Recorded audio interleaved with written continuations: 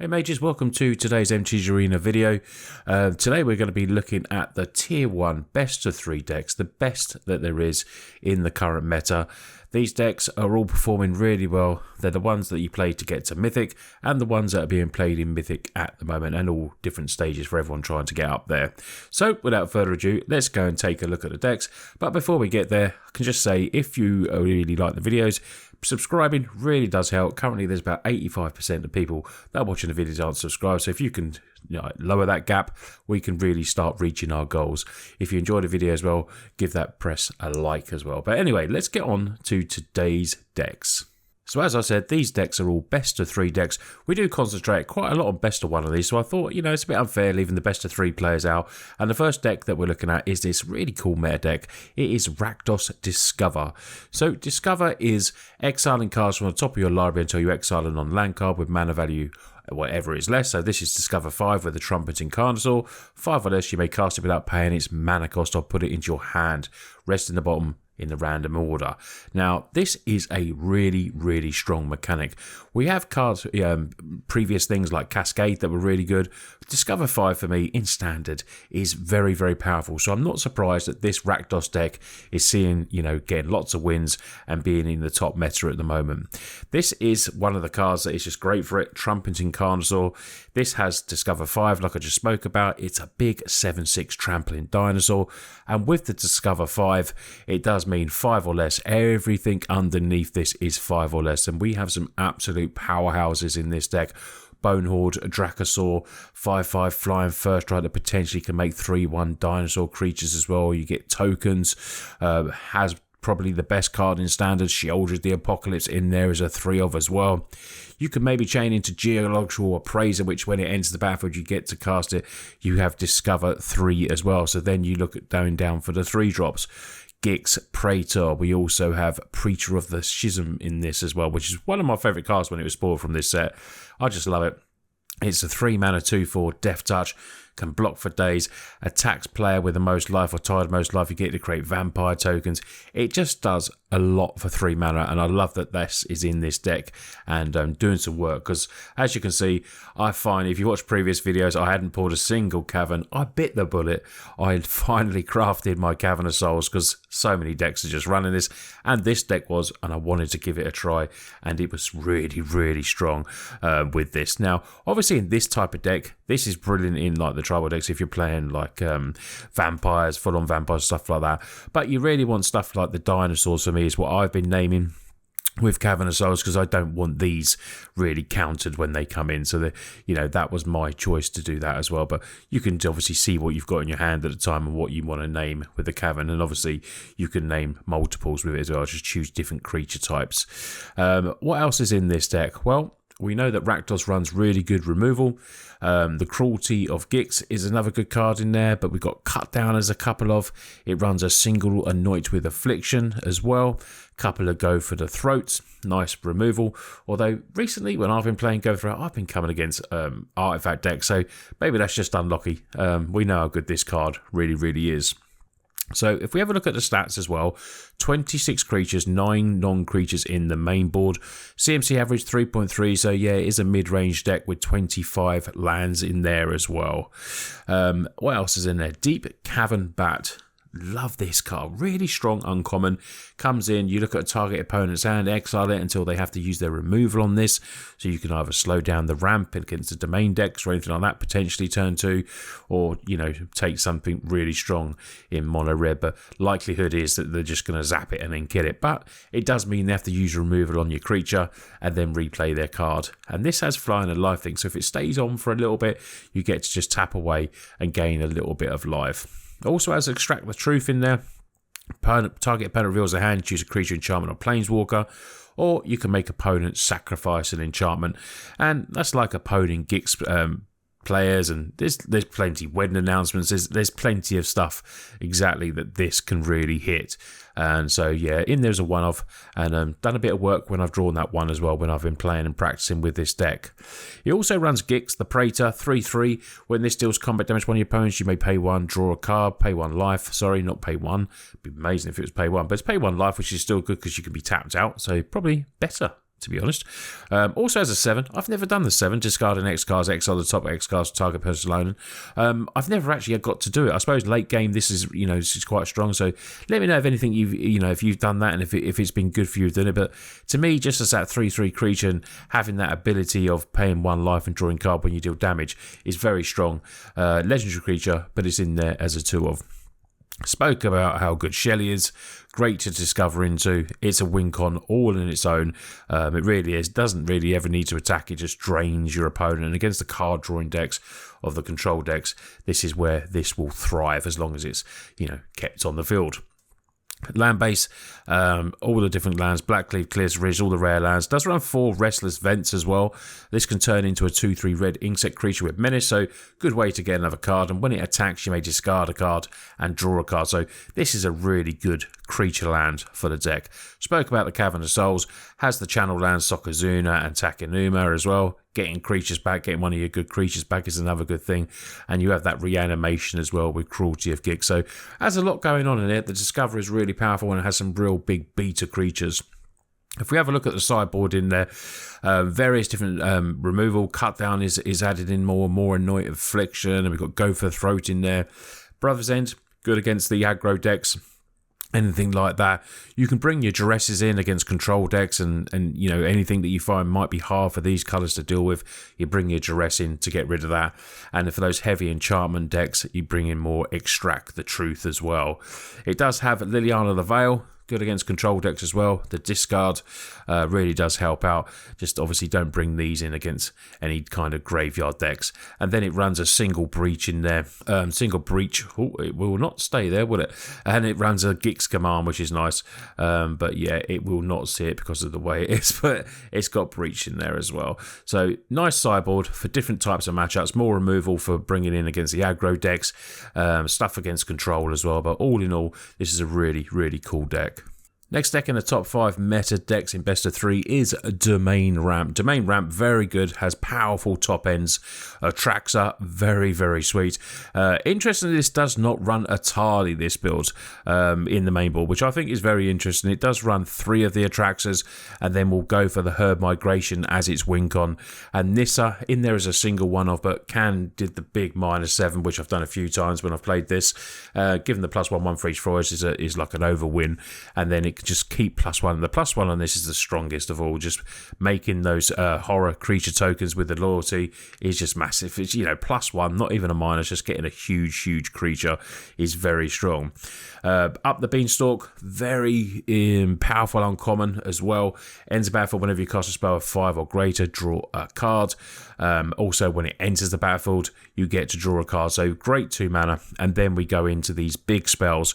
You can play these for less and then still get to draw the card because it will read the mana cost, which will be 6. So even though with Domain this could cost less, you'll still get that, which is really, really sweet.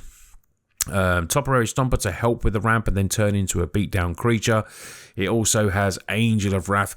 Ramping into this and then doing your double kicker is great for picking off opponents, picking off planeswalkers, creatures, anything in there, and getting this down. If you can get it early by playing your turn 4 ramp, getting Awaken in there, getting those other 2 basic lands in there, and then just basically ramping into this big stuff. This is what the Domain Ramp does. I love playing Domain Ramp. It's probably one of the most meta decks that I do play, just because I love the ramp aspect, and it has the powerful Sunfall, which is one of my saltiest cards. We spoke about that. Exile all creatures you get to incubate, which makes into another aggro deck. But the only times I've generally lost with this deck is playing sometimes against the Mono Red, where they get that Bolt Start, Mono White occasionally. But if you can hit your Depopulate and then get your Sunfall, you generally then will start to take over the game. Get these early lands like the Spartacin, the Jetmir, Zayatoras, then the Leyline Binding. We'll be playing for 1 mana, 2 mana. And then you've got the Domain where you can discard this one if you don't want to wait till late game and gain that all-important 3 life against some aggro decks. And then generally, this is on the board, and when the aggro decks will just quit. Generally just 1 swing with this, 7 damage, 7 life. GG's. Does run a single Jace in this one as well, which is nice. Shrinking down a creature. Another win con because you can mill it, I suppose. You can build up and it'll be a very slow mill, but you're really trying to do this with the big, powerful creatures with this deck. Yet again, runs 4 Cavern of Souls, putting that in there for your Atraxa. Or your Angel of Wrath. You don't want these really being countered because they are your main win cons. And then it runs these because of the domain with Leyline binding and stuff like that and her migration. So very, very, very good deck. I'm sure you've come across domain ramp a lot. Go to the sideboard. Different parts that you've got removal, lots of removal. So it adds in temporary lockdown, bringing in against the aggro decks as well. Depopulate, really helpful. If you're not ramping into your creatures early, you can get rid of the more. If your Sunfall's a little bit slow, maybe bringing in a couple of the turn 4 depopulate. But obviously you can ramp out, but it's a Sunfall can be played a little bit quicker. Another Jace in there to go for more of that mill win, and then Chrome host Sea Shark with all the spells in this deck. If we have a little look, only 11 creatures in the main and 23 non-creature spells. It is a big mid-range deck of 4.7, but it does have the ramp, and then you've got your 26 lands there as well with this in the main board as well. But back to the sideboard. Negate, more removal, 4 knockout blows, gaining that life, really good against the red decks, definitely bringing all these in. And then you've got more life gain, and good if you get to discard this, you can go straight in, 4 life gain. Like I said, good against the aggro decks as well, getting those life gain swings till you get to your end game where they really just can't compete. But yeah, domain ramp, definitely give this a try. It's very heavy rare, but if you've got it, definitely go for it. Now, with all that mid-range in there, Mono Red is obviously still up in the top meta in best of 3. We know how good Mono Red is. Very, not really much different to what you play in best of 1. It does add in 4 Obliterating Bolt, which is different for me. 4 damage to target creature or planeswalker, and then they get to exile it if it would die, which is a nice card coming in. But everything else in here is pretty much the same. Frenzy's being added in best of 1 just because how good it is with the 5 damage, and when you're attacking with maybe your 1/1, you get to kill Sheoldreds and stuff like that. It runs more, the Squeeze and the Godric, which is great win cons for this deck. Feldon hard to remove. Charming Scoundrel is in some BO1 decks, but this is in best of 3 as well. It just depends on your configuration, really. But, this deck really plays as itself. You go down with your early Swiss Spears, your Phoenix, your Commandos. Mono Red players always have one of them in the hand, so they go down. And then you're coming in with the second aggro with the Feldon with haste. Obviously, it's a very hasty deck. Bloodthirsty comes in, Monastery has haste, Phoenix has haste, Squee has haste, and Godric has haste. So yeah, basically everything has haste. I never actually noticed that. So yeah, I probably have, but just completely forgot. But yeah, it's a very good deck, Mono Red. There's not much more to say about Mono Red, to be honest. There's Sokazan in the sideboard, a couple of Mishra's Foundry, 19 Mountains. Now, what is interesting about Best of 3, it runs 23 lands. It obviously runs a lot less in the Best of 1 deck. I've seen it with 20, 21, so this runs 23. CMC average is 2, so I think in Best of 1 it's usually around 1.7, 1.6 sometimes as well. But that's probably because we go to the sideboard here and we've got, a lot of 3 drops, which it doesn't, usually only runs the Squee and the Godric. But bringing in Urabrask is great, real good threat. Put it against control, very good as well. Has Vampire's Vengeance in the sideboard, 2 damage to each non-vampire creature. So a little bit of a wrath, maybe help against those mono white decks and stuff like that. Or making tokens with Wedding Announcement. Has lots more different types of tricks in this as well. I like Twisted Faculty in the deck. Gaining control when they get that big creature down to block you, maybe the Sheoldreds, and you nick it for a turn, and then it gains haste, and you can then obviously attack with it as well. So using your Obliterate to get rid of something, and then nicking something, maybe a big dinosaur, that we've seen like in other decks, and getting the trample and getting that, because you get down to the final bit of damage sometimes with Mono Red, and they just start to gain back a bit if you don't win. But you do get quick games with Mono Red, which is another good reason to play it on the ladder as well. Last card on the sideboard is a Barrage. Can't be countered, bringing against control decks or anything like that. Deals 1 damage to target creature or planeswalker. It deals 5 damage instead if it's white or blue. So great against the blue-white aggro deck as well. Can't be countered, and it's going to deal some big damage to their creatures as well. But yeah, all in all, the sideboard is pretty simple with this. There's a lot of 4s and 3s in there. Actually, there's only, was it 1, 2, 3? It's actually only 4 cards in the sideboard that are different. So tells you how Mono Red plays. It plays very aggro. The main main deck really is the go-to for this, and you could probably take this one as is to best of one if you wanted to as well, but for those that want to play best of 3, and yeah, this is the configuration of mono red. Last 2 decks now, and Blue Mage's favourite in me is Blue-White Control. Sometimes, you know, it can be a bit too slow, this deck. The CMC average is 3.4, which obviously the ramp deck is 4.7, but it does ramp out. But it runs 27 lands in here and only 3 creatures and 30 non-creature spells. So what you're looking to win at with here, you've got your Chrome Seed Shark even. It's not a hawk. It's a shark. Getting that into play and then playing all those spells and making loads of incubate tokens, which is what you want to be doing with this. Other win cons are Temporary Temporal Pilgrim, because it can make that spirit token that gets bigger and bigger, and you know the way you do it is protect the creature. Every time you draw a card, it gets counters on. And you know that's basically what you want to be doing with that, protecting it. So how do you protect it? Well, you've got Fading Hope, you've got Make Disappears, you've got lots of single spot removal and Get Lost. It does run a couple of Knockout Blow in the main board, which I'm assuming is for the game 1s against the mono reds and everything like that, and gaining a bit of life and protecting your win cons, which is your Wanderers and your Temporals. Union of Path, it only runs 2 of these in the main, which is interesting, you know, gaining that life, but it does potentially draw you a lot of cards. Now, if you're playing this late game and then you've got your blue spirit token on there and you've got 6 or 7 cards, putting those mass load of counters on is just absolutely amazing. It plays Urza's Rebuff.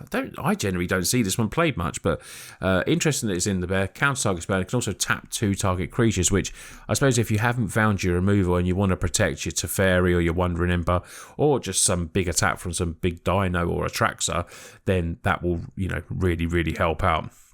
Runs a single Celestus that can draw cards, gain a bit of life, and just help with that third, you know, that extra bit of mana if you need it. And then top removal, the Great Sunfall that can be a win con as well, and Farewell, which is just a, you know, a back-breaking horrible card that can just get rid of everything and then leave this deck's Planeswalkers on the battlefield, exile it all, and leave it there. 3 Field of Ruins in there. Good for destroying Cavern of Souls, everything like that, you know, any creature lands. This will run 4 Restless Anchorage, which is another win con for this deck because it turns into a 2/3 Bluebird flyer. When it attacks as well, you create a map token, so potentially you can sacrifice the map and build up one of your creatures as well. Get Lost in there as a 3 of. Helps deal with enchantments with this deck, which is really, really helpful as well. So you go to the sideboard here, more removal and counter magic. That's what this is all about now. You got your Spell Piercers, Disdainful Strokes against those big decks, domains and everything like that have to come straight in. Also has Devious Cover Up, and then actually it runs 2 of them. There's one down the bottom there as well. Then it runs more removal, more knockout blows to bring in against those red decks, Destroy Evil, Get Lost, 3 temporary lockdowns. You're bringing in these against all those low mana aggro decks, and then a single Teferi, which I have seen in the main sometimes. But this is putting this in the sideboard. It won't come up today. I don't know what is going on with the sideboards. But yeah, it's in the sideboard. And then it has a single March as well, which is another way to do some actual removal as well. But yeah, this sideboard for UW Control is all really counter magic and removal. And yeah, it's a deck that I love to play, but it is slow and grindy. So remember that if you're looking for quick games, this definitely is not the one for you. So the last deck is meta. It's Esper Midrange. Very good. It's a Rafine Scheming Seer deck. I'm actually missing just one of these, so I haven't crafted the 4th one. You know what it's like with Mythics. I wouldn't tell you to change in the decks, but I'm probably going to give this a go with just 3 because I'm trying to save my Mythics and see if it makes much of a difference. Let me know if you think that 4th really would. But yeah, this deck is very known about. It's all about legendary creatures as well.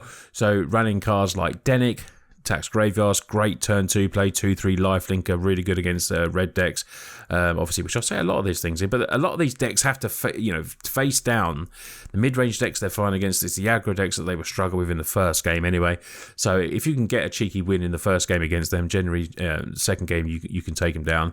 Dorothea in there as well, big 4/4. When it attacks whilst you have to sacrifice it, but then it becomes that retribution, which is really strong. Lord Skitter can put in a lot of work. When it ends the battle under control, X up to one target card from opponent's graveyard. At the beginning of your combat turn, create a 1/1 rat. But it can't block, but it's still just getting in there and making, bodies in there. And when you've got a card like Virtue of Loyalty, at the top end, create the night, beginning of the next end, put a 1/1 counter on each creature you control, untap. And so those little skitters are going to get big. Those little rats can eventually with this. And this starts to run 3 of these, so you can flash in your blockers and then get this in for a turn 5. Really strong when the Virtual Loyalty is on there. Of course, it will run the best cards that it can. Sheoldred, the Apocalypse, the Wincon in itself, the big 4/5 Death Touch that I'm sure a lot of people love to play, but a lot of people will love it when it actually eventually rotates out. And mentioned Wedding Announcement, which is just a really good 3-mana enchantment. Makes blockers, can draw a card, and then turns into a buff to all your creatures, giving them +1/1. And if you can keep this single rat on there, keep making those rats. Probably hard to, but if you can, you do have some protection spells. You got a bit of Make Disappear in there. Not much counter magic in this main board, but I've seen this just left alone, and it can really take over with the pumps up. And then of course the main creature, what the deck's about, is Rafine's Scheming Seer, 1/4 flying ward 1. Whenever you attack, target attacking creature connives X, where X is number of attacking creatures. So you can connive more, even if you've made these and they can't block. You're just attacking in just to get more connive. This can get massive and then just take over a game and win, as it has been probably against many of us, and many a time it certainly has me. Resurrect is in there as a one-off. Counter target spell activate ability when it enters, or you can destroy another creature. Just really, really good, this card. 4 mana. Gets you a 3/2 body and gives you the ability to choose what you want. Another deck that runs Deep Cavern Bat, which I love. Great uncommon. Put it in your mono black decks, put it in your control decks. It's just really good. Slows down opponent, lets you see what opponent's going to be doing and playing against you, which is, really good, having that that hindsight of what's going to come at you. Fairy Mastermind, another good creature. Whenever opponent draws a second card, good against control decks who want to be drawing cards and everything like that, and you can force the draw. But then as another card with flash, another card with flying like Dorothea, and that just has that evasion and can be built up when the Virtue of Loyalty hits the field, and these creatures can just get bigger. It does run Shuna as a 2/of. Crew 1, easily crewed in this deck with the creatures that we have. It can be crewed by the rats, which is good as well. And then you can make the rat explore as a 3/4 attacker as well, just for the crew 1. So definitely one of the best vehicles that we've seen for a while in this deck. Land base, very, very, heavy on the rares, of course, as all best of 3 decks like these are, and the top meta decks normally are as well. Shattered Darkslayers, you've got the Rafines in there, you've got a couple of Plaza heroes that can protect your legendary creatures, hexproof and indestructible, so save them from wrath. So you've got the Rafine there, Sheoldred, anything that's legendary, which is all the creatures basically. So that is a good way. It did run 4 for a time, but this is only running 2 now. So if we have a look at the CMC on this, it's actually very low for a mid-range deck. It's 2.7, 26 land in there. But we go to the sideboard. Typical sideboard, counter magic, disdainful strokes, duress is coming in as well. You're running white as well, white and black, so you can have a mass removal spell in Path of Peril. 3 mana to get rid of the early creatures. This doesn't run the lockdown for obvious reasons, that we don't really want to get rid of the Denigs and exiling Dorotheas and everything like that. We got a lot of 2-drops, but we can hold them back and bring in this and kill this, use this when we need. Has negate, another disdainful stroke up there, another destroy evil for a bit more removal. Lauren Third Path comes in as a creature and can destroy as well, and another way to draw cards. You and target opponent draw cards, so you can flip up with the Fairy Mastermind as well. And obviously with this extra ability of drawing cards, Sheoldred, when on the field, whenever an opponent draws a card, they lose 2 lives, so you've got Fairy that can trigger that. And you've also got Lauren as well, so a good way potentially to kill an opponent. Tidebinder in there's a couple of. Was one of the most expensive cards in paper in this set recently. Definitely zoomed up in price because it's just good. It's got flash as well. Enters the battlefield, counter up to 1, activated or trigger ability. So getting against those planeswalkers, maybe an ultimate or anything like that. then runs a Gix, and then runs a single the Wandering Emperor, that is, as well. So full deck list will be below. I don't know why it's doing that today, but it's covering it up. Just Arena being Arena. But yeah, and then also runs Gix as well. So this is another really good best of 3 deck. I like all of them, to be honest. I could pretty much play most of them as well.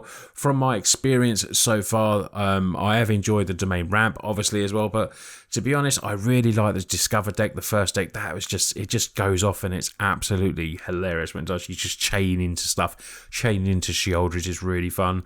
If you enjoyed today's video, like I said, please give it a thumbs up. And if you want to get any of these decks in paper form, check out my sponsors, Cardmarket. You can go and buy your cards from them. It's a good way to do it. I use them. It's not just because they're my sponsors. I've been using them before they even sponsored me. So if you're in Europe, you can take care of that. And if you want to support me further, become a Total MTG Patreon. Much love to everyone that does that. Thank you to everyone that comments, likes, watches the videos. You're all amazing. Thank you very much, and I'll see you on the next video.